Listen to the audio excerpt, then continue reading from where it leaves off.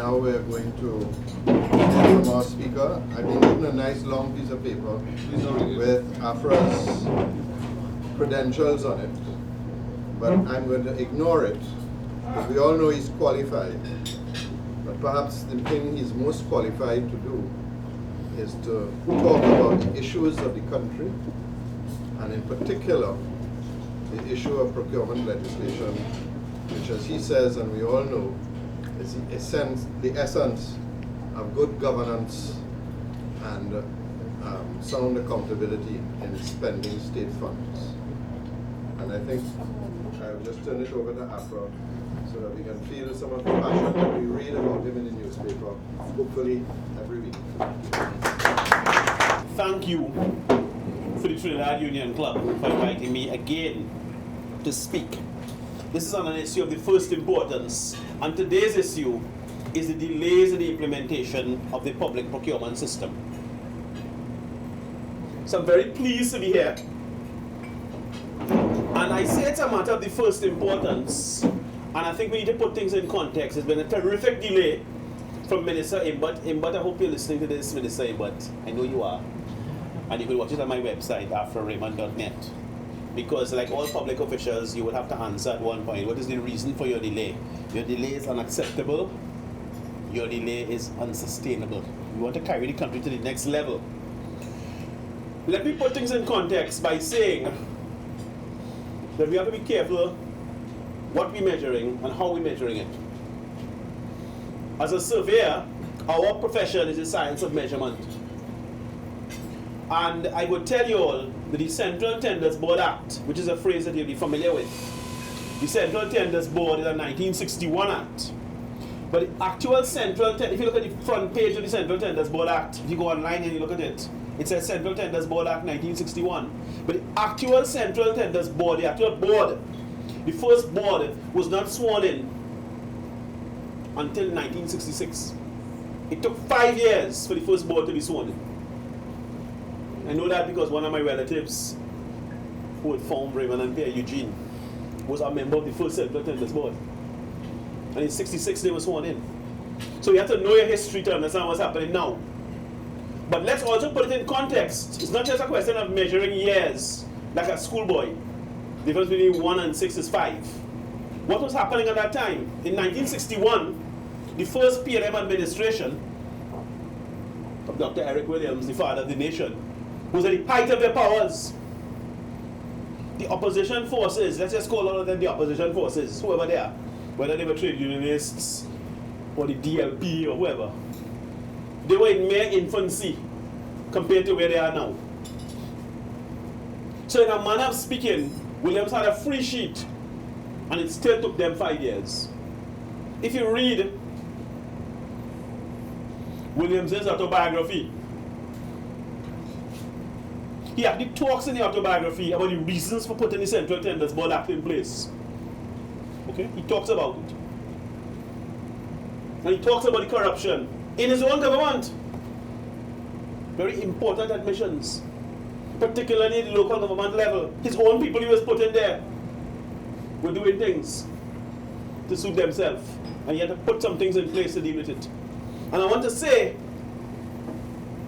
that as much as some of us find it convenient and easy to poo-poo the Central Tenders Board and say it's an old thing and it's not effective, and in fact the people on the Central Tenders Board are appointed by the Minister of Finance, so basically they're political appointees, and you know, flavor of the month is independence. People want to know the president did this and the president did that, and so on and so on. Well, I want to offer a countervailing point of view. That's what I'm here for. Factual, of course. Firstly, take a 5 minutes, those of you who have an interest in the thing, take a 5 minutes and go to the Ministry of Finance website. And one of the divisions in the Ministry of Finance is the Central Tenders Board. It still exists on Frederick Street, opposite St. Mary's College, in the Motilal Munan building, what used to be the Summit Finance building, 112 services on Frederick Street. And the Central Tenders Board section of the Ministry of Finance website is exemplary. Every contract they award, they publish updates every 3 months.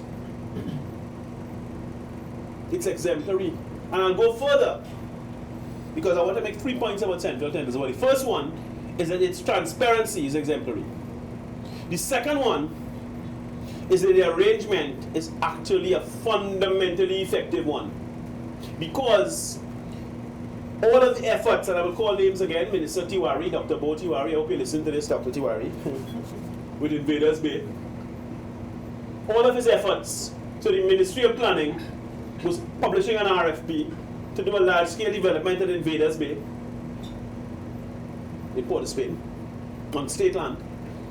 And what was wrong, what JCC took them to court for, what was wrong, is that the ministry can't publish an RFP. The Central Tenders Board has the power to do that. The Central Tenders Board has the sole and exclusive power to do that. But so effective is the Central Tenders Board arrangement that Tiwari went in the whole song and dance to evade the Central Tenders Board. And all that you see happening in Trinidad and Tobago, I will explain in a snapshot by talking about the 5 exemptions to the Central Tenders Board Act. And those 5 exemptions, for people who like to blame Mr. Manning, Manning did this and Manning did that. Those 5 exemptions were created in 1978. Section 20, subsection A of the Central Tenders Board Act created 5 exemptions. Dr. Williams is alive. He didn't die until 1981. And the 5 exemptions were state enterprises. So anytime something is going through a state enterprise, it doesn't have to go to the Central Tenders Board. Okay? National security. Okay? Anything with the police and the army and the regiment and all these kind of things, it doesn't, Coast Guard, it doesn't go to the Central Tenders Board. Third example, government to government arrangements. That's why you find everything is government to government. It's a frenzy. I'm giving you an explanation for what it is you're seeing. Fourth example, emergencies. So if you're doing a renovation of Whitehall and the contractor is on a particular contract to do X, Y, and Z to fix the roof and repair the electrical and the plumbing, and a wall collapses because of a big rain and a storm, you don't have to tender that. You don't want Whitehall to fall down. So you have the authority under the exemption in section 28 to get the contractor on site to fix the wall, because you don't want the building to fall down. And the fifth example is nip deck. Nip deck. So that explains why it is we have what's happening. It's not by chance. The exemptions were created by a conscious act of Parliament in 1978. And those exemptions, supposedly for a good purpose, because they wanted to go faster, have got us in the mess we're in now, 40 years later. And that's the mess we had to grapple with. We spent over 10 years. I was part of the group, a member of the group for a number of years as president of JCC. And it was a collaborative attempt to create a new procurement system. And collaboration is at the root of what it is we're doing. The reason it was so effective, and we need to note where we are.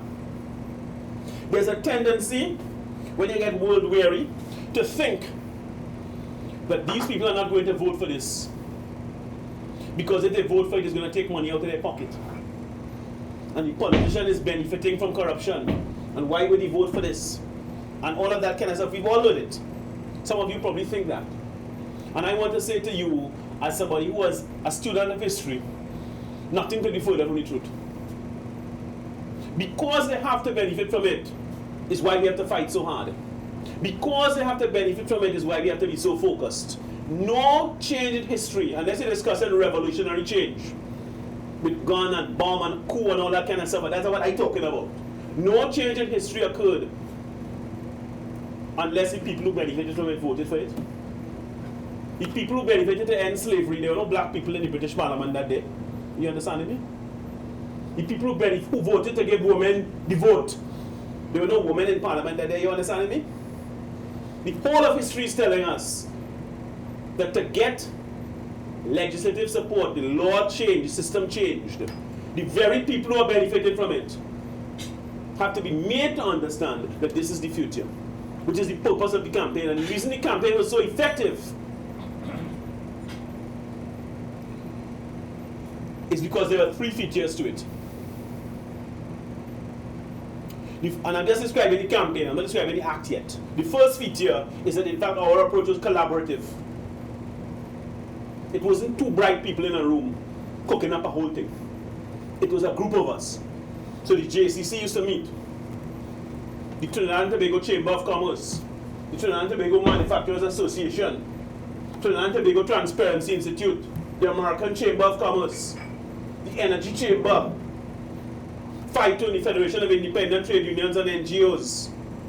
So we went all the way from Labour to the Chamber of Commerce to create a collaboration around this matter of the first national importance. This is not a joke. This law is so important. It is the most important law in the country, second only to the Constitution. Because if we get this right, we have the possibility and the reality of changing our society, the way we deal with each other, the way we think about each other, and our prospects for the future. People have to have faith and people have to have belief to conduct themselves a certain way. When there's no faith and there's no belief, and I'm not speaking about religious faith and religious belief because I'm not into that type of discussion, those of you who know me. If you don't have faith and you don't have belief that a system is fundamentally right, you will behave anyhow because nothing matters. And if nothing matters, how you behave don't matter, and how I answer you back, that don't matter either. And we get down to the gutter of who has the bigger gun and who has the bigger knife, which is where we are today.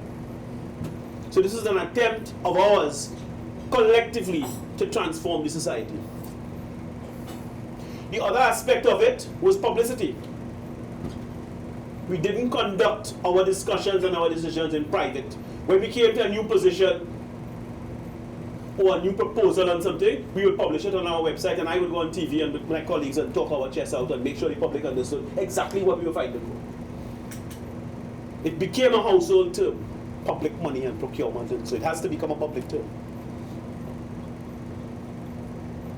The new system, just to explain to you who don't understand, and just for clarification, the new system, to use the language of governance, is a devolved system.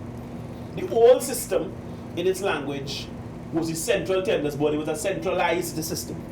So a variety of ministries in Trinidad and Tobago, we have 28 or 29 ministries, whatever it is, and all these local authorities and so on. If they want to buy things, whether it's toilet paper or doors or trucks, they would give the Central Tenders Board an instruction. The Central Tenders Board would create an advertisement for that thing. What they call, the rubric is goods, works, or services.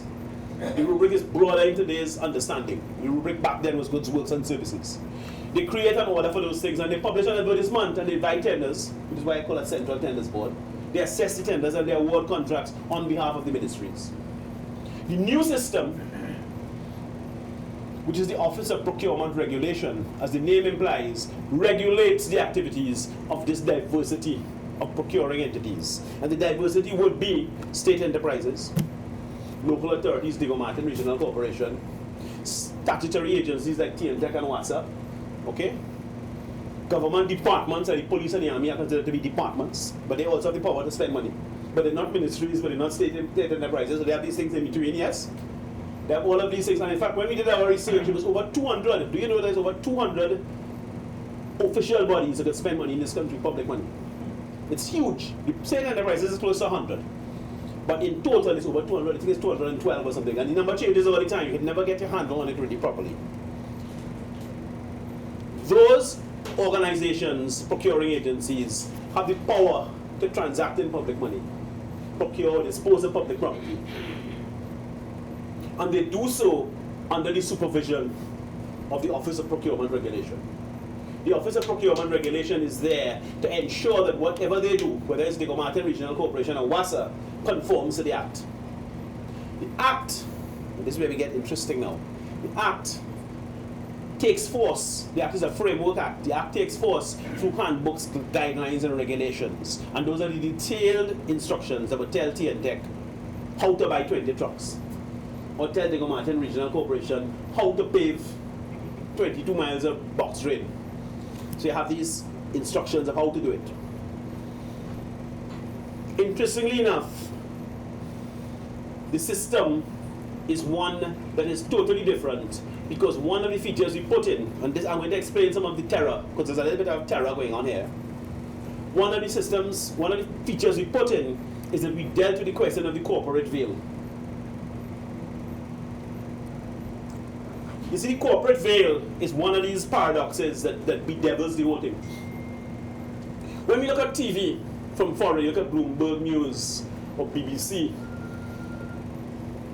those business channels, you will see that some big bank or some big investment company was caught up in some scandal, and they paid a big fine up in Wall Street or London or one of those places.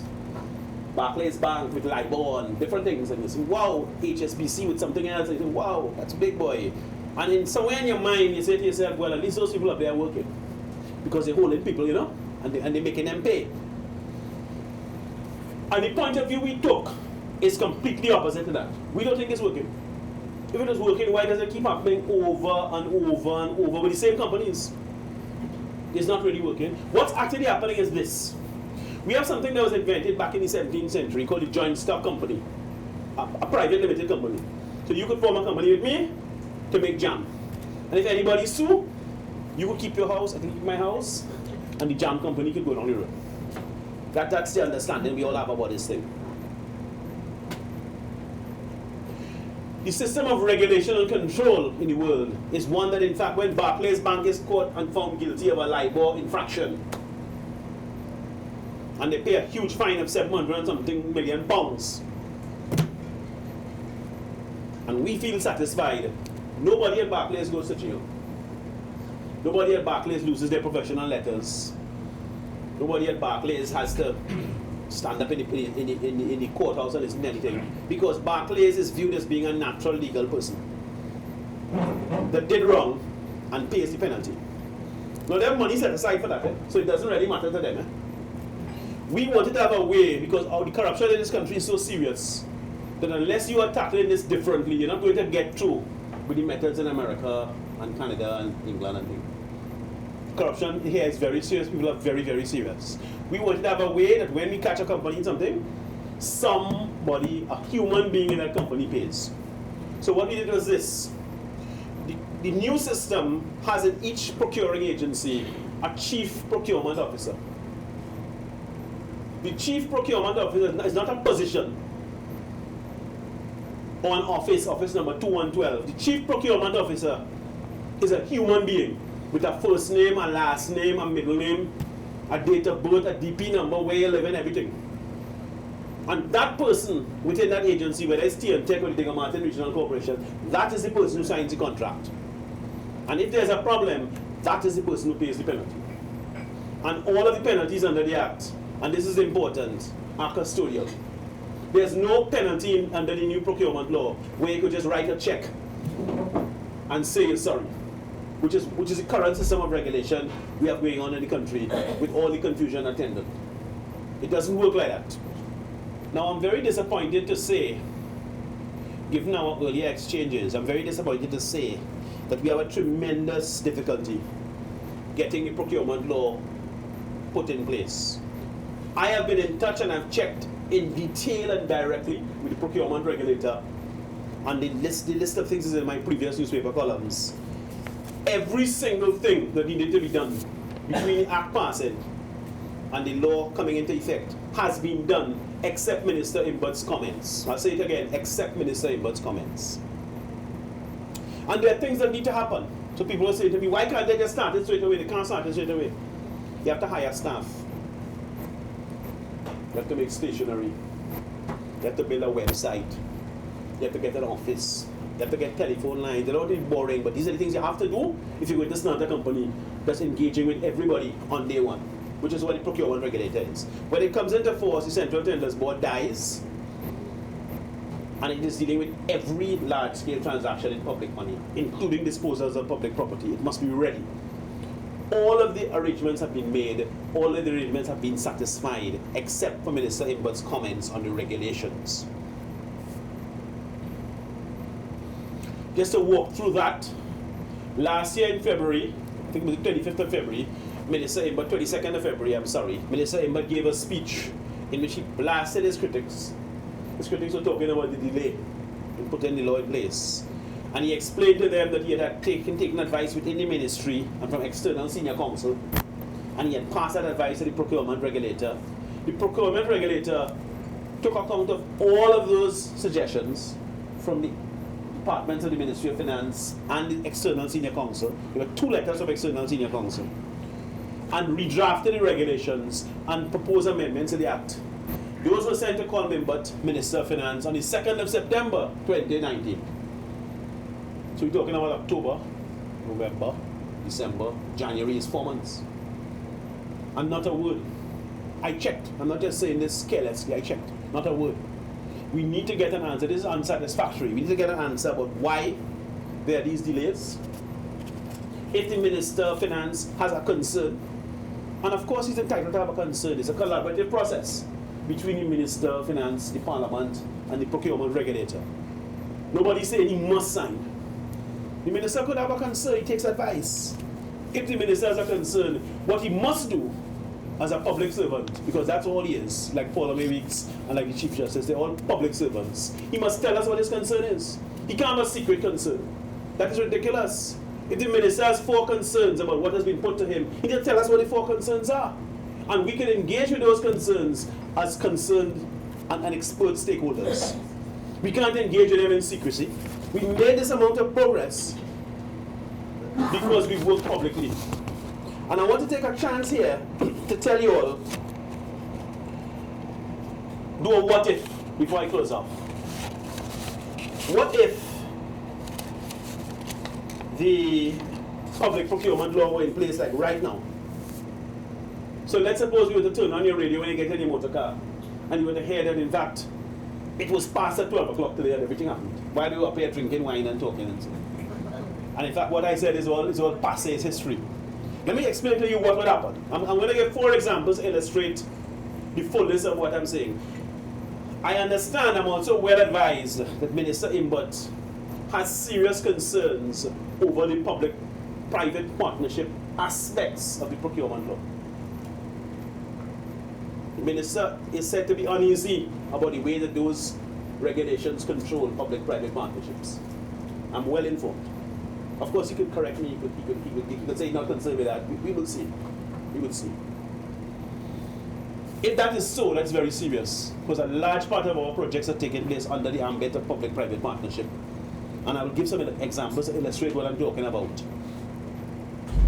As I said, if the procurement law had been passed 2 hours ago, here are some things in the short to medium term that will be considered within that law. The first one, Petrotrin. You see?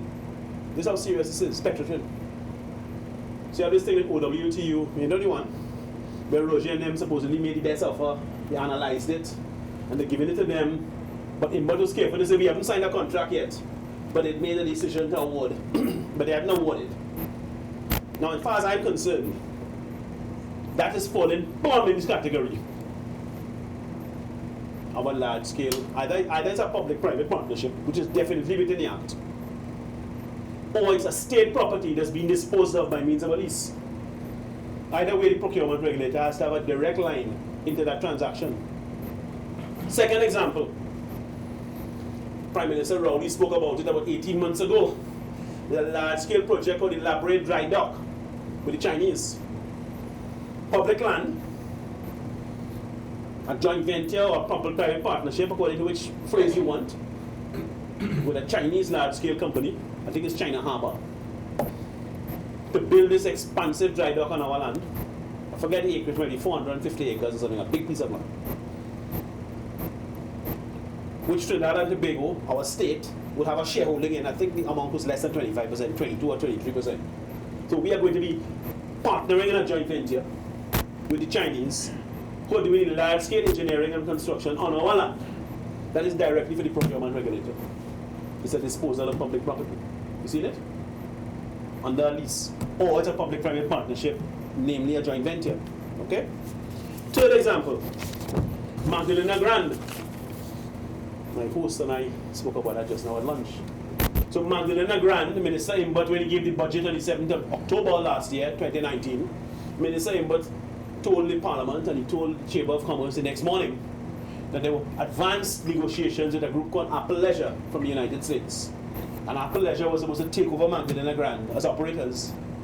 And Magdalena Grand was going to be significantly refurbished at public expense to E-Tech. That was what the statement Minister Imbut made. I don't know what is the position now, but that's what Minister Imbut said 3 months ago. My point is that that deal would certainly fall within a large-scale public-private partnership and a joint venture negotiation or a lease, an operatorship lease. And the last example I will give is Hilton Trinidad, which we all know by the Savannah here. Hilton Trinidad, I've been doing detailed research into it, and Hilton Trinidad is operated by Hilton International through something called operatorship lease. The property, the land and building belongs to ETEC, the state. That operatorship lease expires in 2023. So pretty soon now, that negotiation also has to happen, and that will also fall within the remit of the procurement regulator.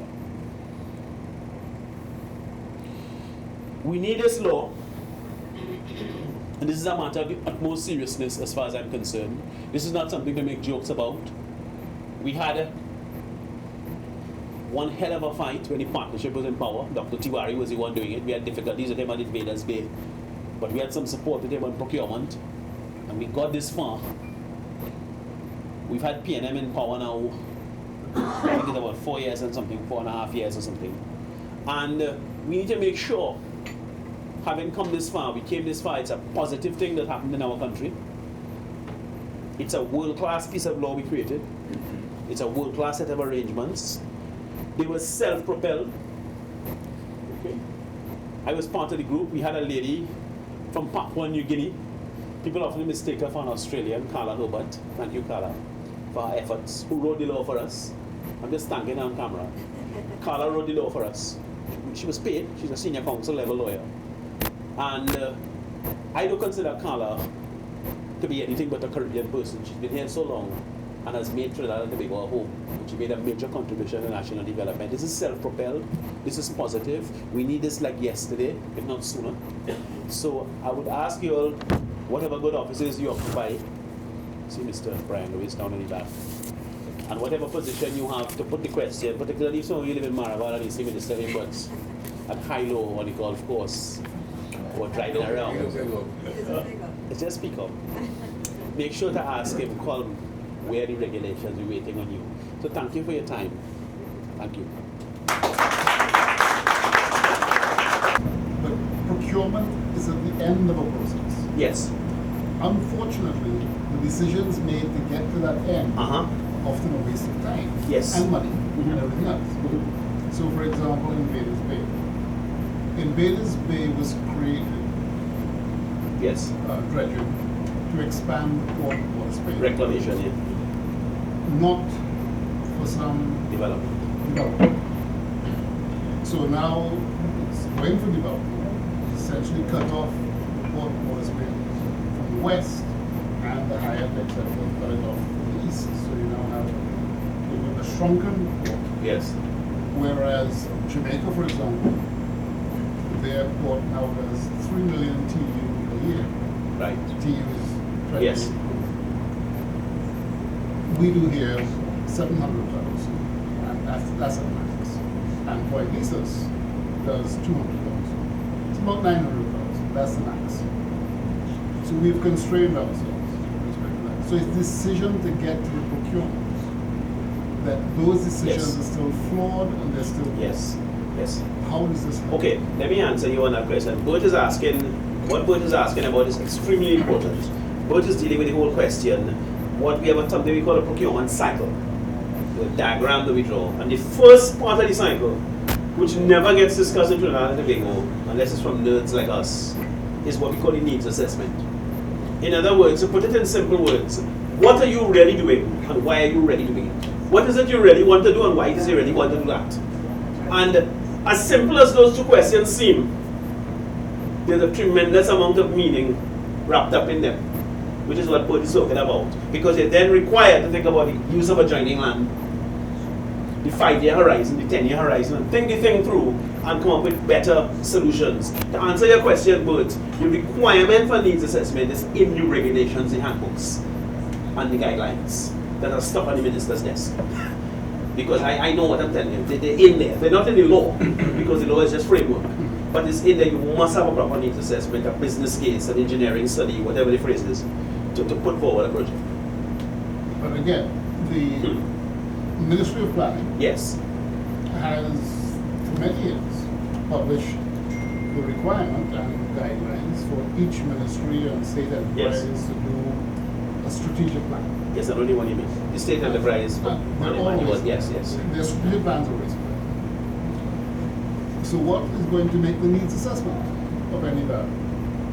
Well, that is why we have to have proper regulations passed. The regulations have been very well prepared. We have proper regulations passed and give this Who's going to monitor those regulations? the regulator. And is the regulator capable? Yes, I'm Because confident. if you're looking at state enterprise, Yes, government accounts for 45% of your GDP. Cal, WASA, Yes. TITEC, and the ministry. The Yes. ministry is the biggest employer. How can an office of procurement regulate that vast enterprise?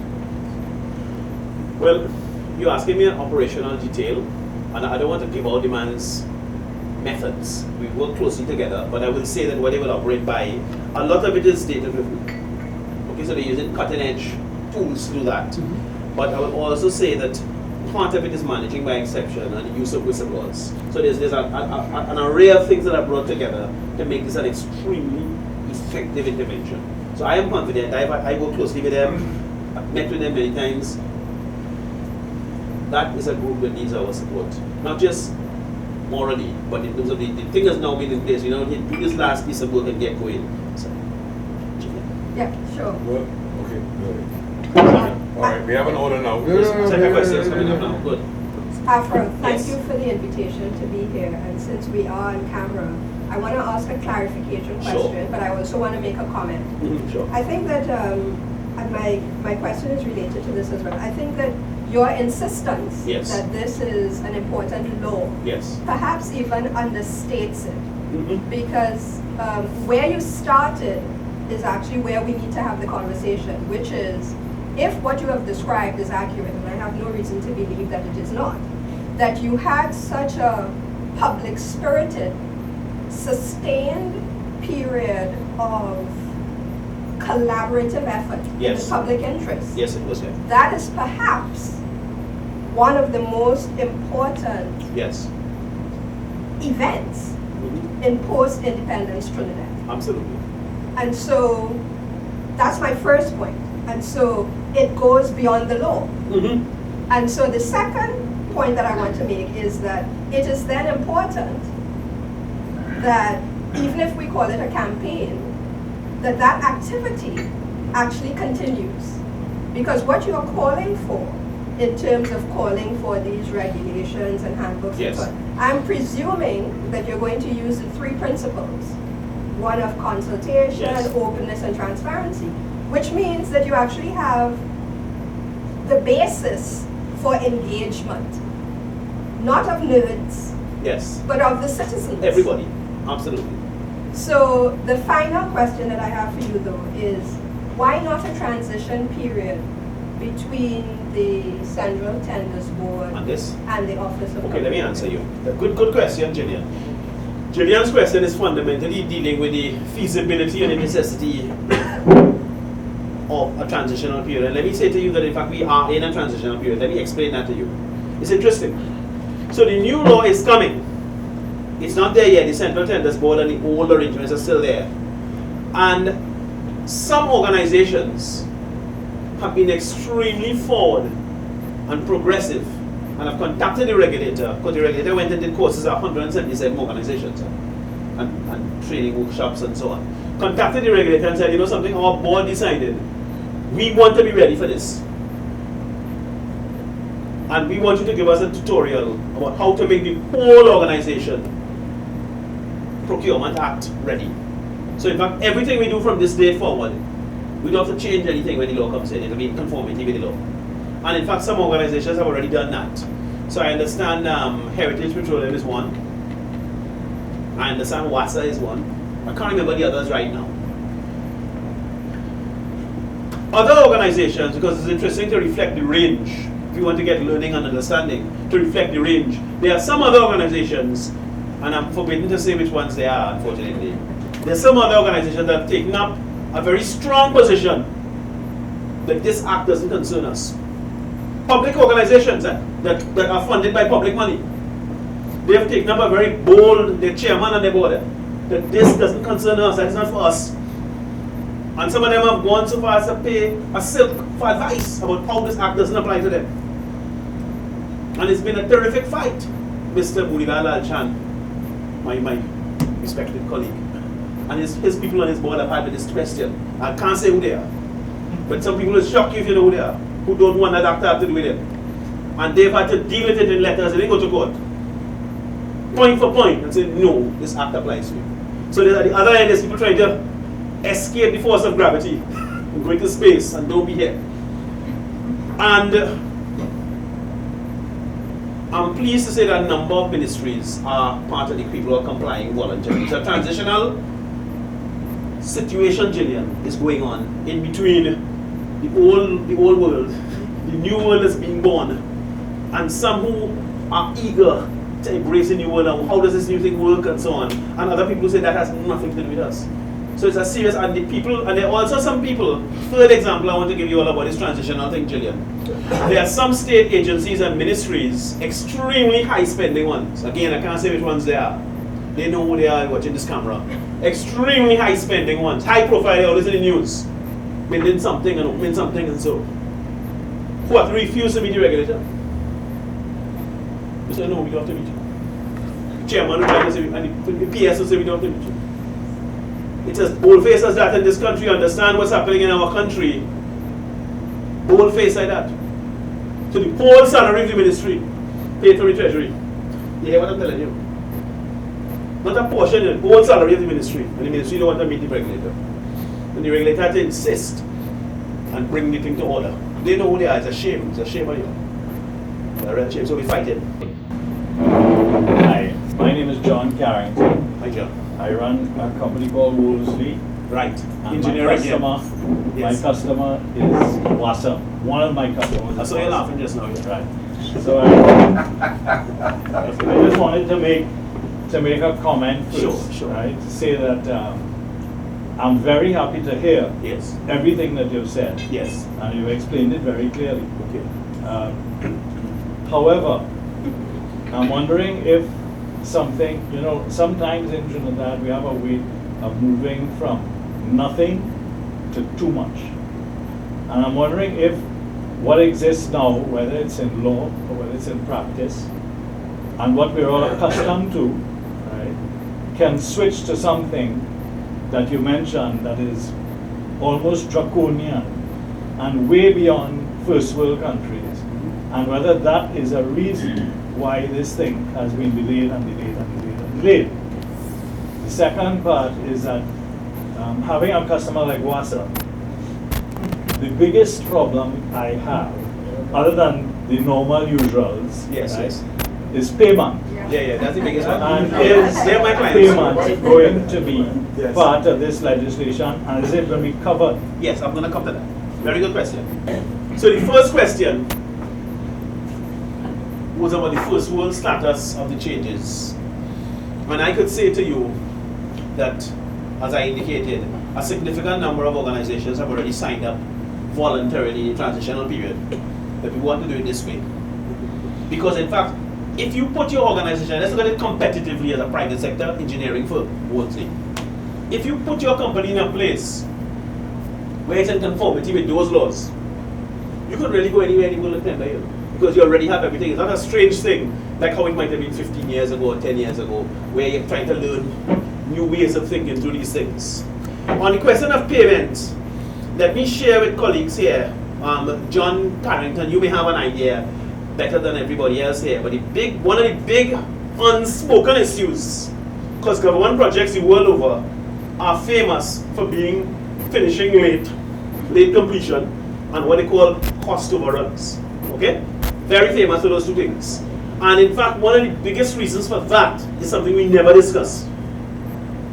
And the biggest reason for that is because many times projects are approved, contracts are awarded, yes, to build or supply those goods and services. And they don't have the money. This is really the problem. I'm talking as somebody who represented the industry. That's exactly right. Absolutely, no, I know No money it. allocated. We don't talk about it. But it's time to kind of take off our hats and talk about some of these things now. This is really the reason that so many government projects finish late. And there's a cost overrun. Because sometimes you will get, because of the political frenzy we live in, and the media universe and all of that nonsense, and the utter irresponsibility of the leadership, People will sign contracts and turn sods for 12 projects, and they have money for 4. I'm telling you what happens. So you get a job and you start, he's smiling, he knows. You get a job and you start, and you start to send things for them, and they receive these things, and they don't have money to pay you. So in fact, you now attach an interest. The project is getting longer because you stop sending things.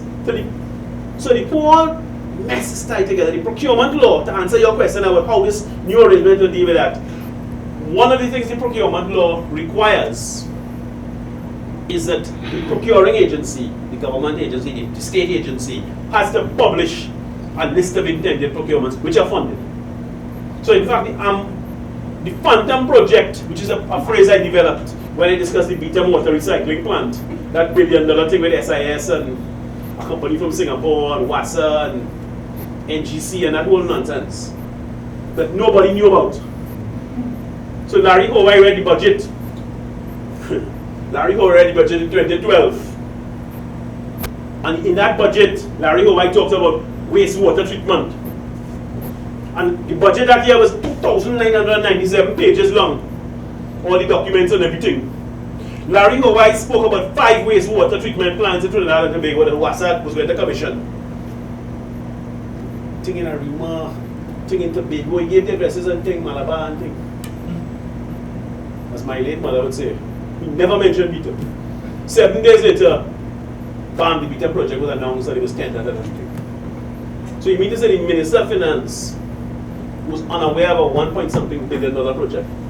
This is the phenomenon of the Phantom project. So stupidness could happen, but it was real stupidness.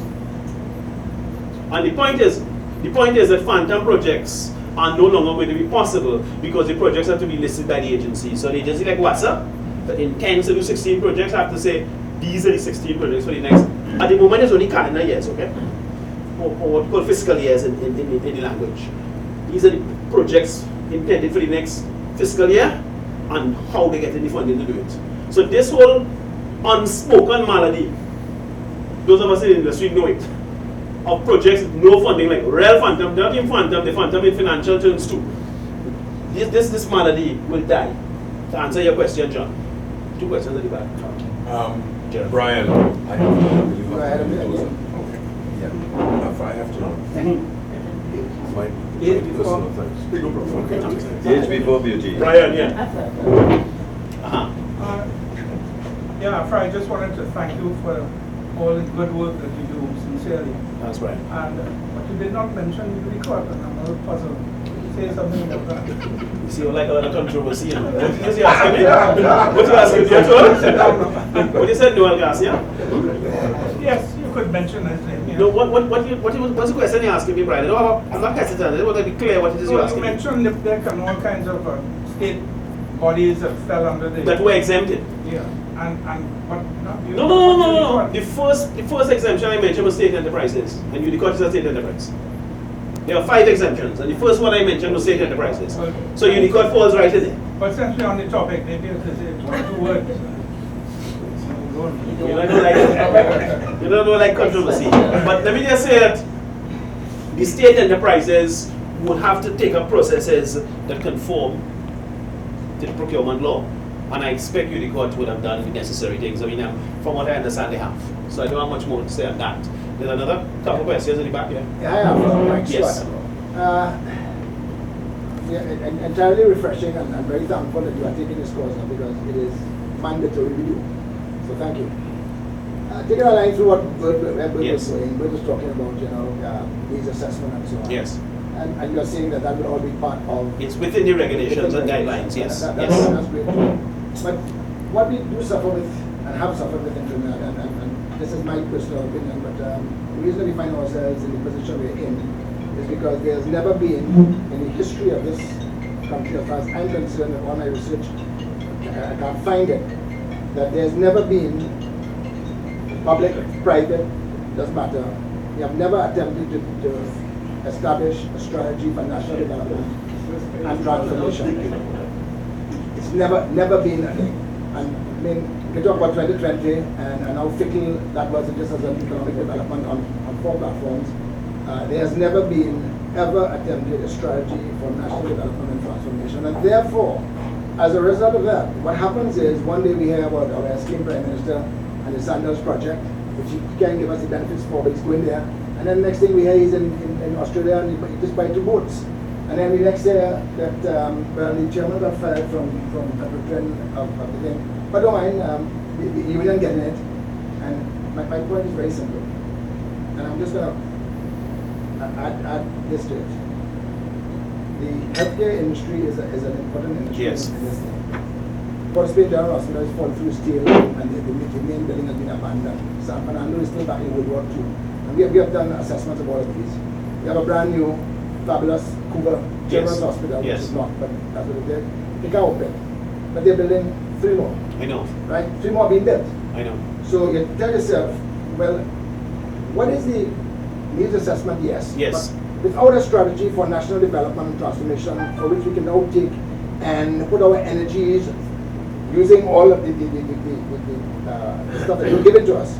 I'm saying without that, there can't be a continuous vision. It can't be a vision that you empower today, and when I take over in 5 years' time, that I'm following this course because this national strategy has been understood. And without that, even with the great work that you're doing, and we get it, will help.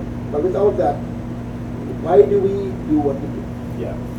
Okay, I'll take it at that. Those are important points. There's a gentleman who's kicking somebody back has another question.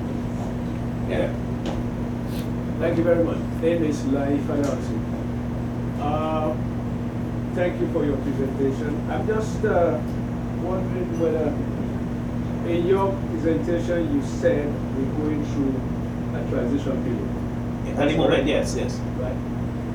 I'm just wondering whether, when you're going through a transition period, there's always that fear because you're going from the known to the unknown. Yes. Right. And we should always remember that politicians do what is politically expedient. Yes. Right. So therefore, to get them to that point, maybe a kind of moral suasion, kind of steady as it goes, Yes. will probably achieve the objective rather than what may appear to them to be confrontational kind of thing. Where were these people over the last 10 years? And I'm just wondering whether you will agree with me as well that some progress would have been made over the last 6, 7, 8 years to where we are now. Because I remember reading in the newspaper recently, Office of the Procurement Regulator. Yeah. They put an ad in the newspaper where they were thinking of where they are at this point. Yes. And I saw that as a progress, right? And I remember even the minister himself saying that chances are this thing will become law, hopefully before the general election, right? So my point again is, can we get them steady as it goes, encourage them, rather than, bashing them and confronting them? That's my view. Okay. I hear you. We got where we are by making the public aware of what is at stake, okay? And what is at stake is an extremely high degree of risk. I started off speaking in certain terms about who has the bigger gun and who has the bigger knife. And when things just aren't right, and a situation just has no balance in it, it's a question of who could shoot who first and so on, which is where we are as a society. We have to work hard to identify and fortify the things that build the civilization. And this is one of the ones that will do so. It's bringing order, it's bringing clarity, it's bringing proper priorities to our country. One of the points I made, just rejoining with you at the back there, one of the points I made was that in fact, the Procurement Regulator's Office would take about $20 million a year to operate. And when we were lobbying for this, we were told by people, well, why do you want to do that? Because you're just creating another public institution. And it's more salaries. And it's jobs for the boys and so on and so on. We said no. Even if it's imperfect, And we don't expect it to be perfect. Nothing made by man is perfect. Even if it's imperfect and it's not 100% effective, even if it's only 50-60% effective for the first 5 or 10 years and they work out their problems and so, the amount of money this country will save will be huge. We have to be progressive. We have to look at it and understand how much money is being wasted and stolen now, how much money is being spent, and what are the prospects for us to transform the situation going forward. So I'll leave it there. Yeah. More questions? Okay, go on. You mentioned a while ago Yes. that Minister Imbert hadn't responded over a period of 4 months. Correct. I wanted to understand how long would be reasonable for him to respond. Well, I would have said less than a month, and I'll tell you why. Let me just recap what I said earlier to put things in a swift focus. Handbooks, regulations, and guidelines were drafted by the procurement office in consultation with foreign consultants, some local people, some stakeholders, and so on, like I described.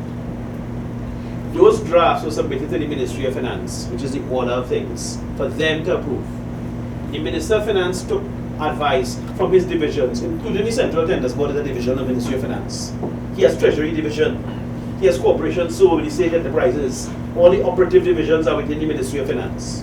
The Ministry of Finance, and I think also the Ministry of Public Administration, had input into the regulations, handbooks, and guidelines. They got advice from external senior counsel, and all of that, the comments of the divisions and the advice was sent to the procurement regulator in February last year. The procurement regulator adjusted everything to take account of that advice and sent it back to the minister 4 months ago. Which is the pregnancy of the question, what are we waiting for? That's it. That's the answer you in a few sentences. That's the answer. Yeah. Another question? Yeah. No, it's just a follow-up, but I Sure. just want to come back to it because if I was Imbert, Yes. right, you were just, it's like this thing, Imbert, this is about culture. And I'm saying again, maybe a different approach, kind of steady as it goes. We understand the importance of this act in the nation. Yeah. Maybe you should be talking to the government as a whole rather than just focusing on the minister. Yes. Because his personality might not like, hey, why is he attacking me or whatever. Yeah. And people tend to personalize things. Yes, yes. And I'm thinking maybe we should take a different approach. That's just my Okay, I understand. Let me just say to you, let me quick with you and say, if you were Imbert, you'd be in front, okay? You'll be in the back. You know that's right? Just to keep it real, okay? You'll be right in front somewhere. Yeah. But that's okay, we understand that from him. Yeah. Any other questions? I think we had. Okay, thank you, colleagues. Well, I'd like to thank Mr. Raymond for his time and for explaining things in a very clear and concise fashion. I think everyone in the room has doubts about the Procurement Act and what's going to happen with it. One person prior to the meeting said that this will never happen. And that could well be. It couldn't just be the can would be kicked down the road continually down the road. But the essence of it is that if we want to create a better country, and especially in this time where we are under economic stress, and we are under economic stress, to be able to have a position to save on our procurement, and God knows we waste enough of it, then the procurement regulations, the Procurement Act, and the Procurement Office is central to that effort. So once again, thank you. Thanks.